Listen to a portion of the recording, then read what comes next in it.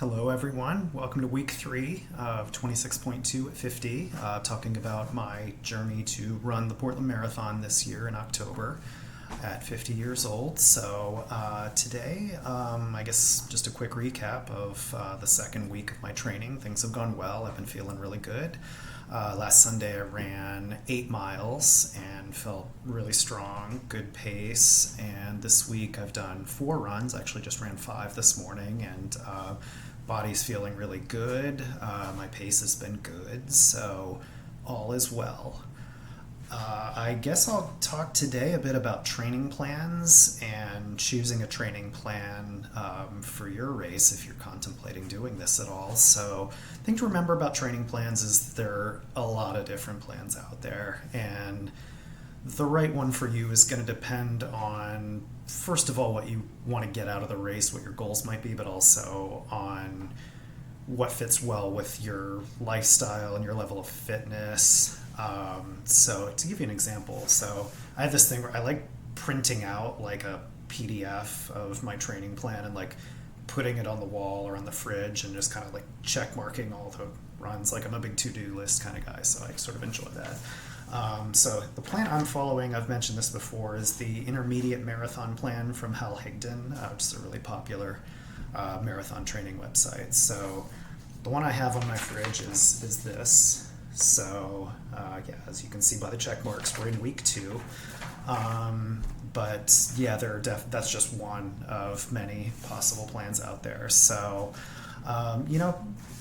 plans they vary depending on how many days a week you'll be running, the aggressiveness of the pacing. Some plans will include kind of interval training, are these runs where you're slow and then you go at a really high pace and slow down and then speed up again. So not all plans do that. The plan I'm following actually doesn't do intervals. Basically, it's like a weekend slow run and some runs at kind of race pace, shorter runs at race pace, and then a few kind of at an intermediate pace. But I'm supposed to run 5 days a week in this plan. So basically, and I guess, yeah, something else to add would be the idea of tapering, which is that the plan, it does kind of ramp up over the course of the 18 weeks. So about, how long is this? So I guess in week 13 of the plan and in week 15 I have like my 2 longest long runs, which are 20 miles. So this plan doesn't call for running a full marathon before race day. Some do, some people kind of swear by that. But I can see the sense of also taking the opposite standpoint of like save it for the day of the race kind of a thing. This plan includes it has me running 5 days a week. So there's one on Mondays it calls for cross training, and on Fridays it calls for a rest day. One thing I would definitely emphasize is like taking your rest days can be important. And I mean, rest can just mean not running. Like usually on my rest days, I'll go and lift weights just to get a different kind of exercise in there. But I'm not like going crazy in the gym with the weights. Like it's almost more like a restorative thing just to sort of do something else and to promote the muscle tone. So my goal in choosing the plan that I chose was to be able to run the race in 4 hours. And I'm willing to run all summer. I'm doing an 18-week plan, so I started beginning of June. And I know I'm committing to running all summer, to waking up early so I don't have to run in really hot weather. Whether that works for you is going to kind of be up to you. I mean, I would definitely recommend like thinking it through before you plop down a race fee and really commit to doing this. So in terms of your goals, yeah, you definitely want to think through like how quickly you want to run and how important it is to you to finish in a particular time and how aggressively you're willing to train to do that. So if you're kind of setting yourself a really ambitious goal, you might want to choose a plan that's even longer than 18 weeks just so you can work up to that. One consideration obviously is going to be climate. So, as I mentioned, my race is in October, so I'm going to have to sort of work around the heat in the summer. So last weekend, for example, we had a heat advisory here. So I got up really early on Sunday to do my 8 miles before it was 90 degrees out. So, but there are also spring races. So where I grew up, the local marathon was in May, and my mom ran it a bunch of years in a row, and so she was getting up early and like getting her training runs in, but she was running in like winter, like snow, ice, freezing cold. So something to think about whether that's going to work for you. Other impacts are kind of how does this going to affect your personal life. I know I'm going to be waking up super early a lot of mornings this summer, and my wife might not always love that.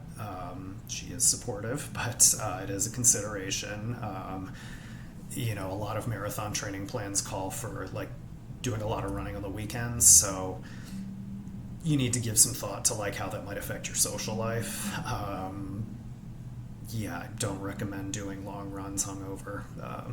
Just me, but just something to think about, and mainly just really give some thought to like how consistent you're going to be able to be in terms of like, this is a lot of runs, so whether you're going to be able to do that or not, be honest with yourself. I mean, you don't need to like absolutely stick to like, it's not like if you miss one Tuesday run you should just stop doing the whole thing. Like you can miss a few runs. I mean, the long runs on the weekends are like important, and if you miss one of those you should definitely try to make it up, but give some thought to like how consistent you're going to be able to be in terms of your motivation. Like it can be tough to stay motivated through the entirety of a training plan like this, both with like the runs and also like with your diet. Once you've been doing it for 4 months, you can be kind of like over it. So give that some thought. I guess something else to think about with regards to consistency would be the obvious question: what about illness? What about injury? Illness, I mean, it sucks. I don't have any great advice to offer. I would say don't be dumb, but I have run when I was sick.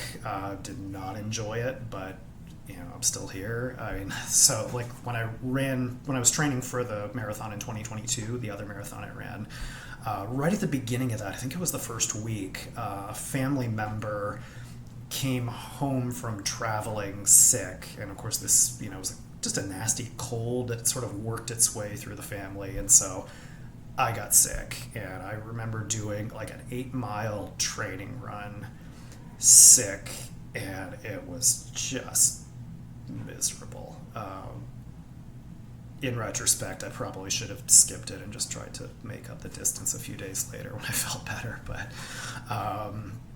so as far as injury, I mean, that's another, do everything you can to take care of your body to minimize the risk of getting hurt. So this, it's a good reason to be really good with your diet, to just focus on eating healthy foods, not drinking too much alcohol, not eating junk food.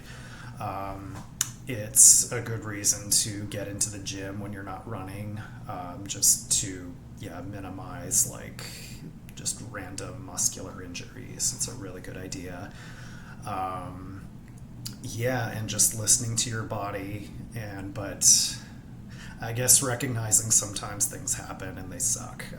So back in 2013, I believe, I was signed up to run a half marathon, and a couple of weeks before it, I was walking across a room in my house and I stubbed my pinky toe and broke it, and that was the end of my half marathon plan. Like there was no way I was going to be able to run 13 miles on a broken toe, so that sucks.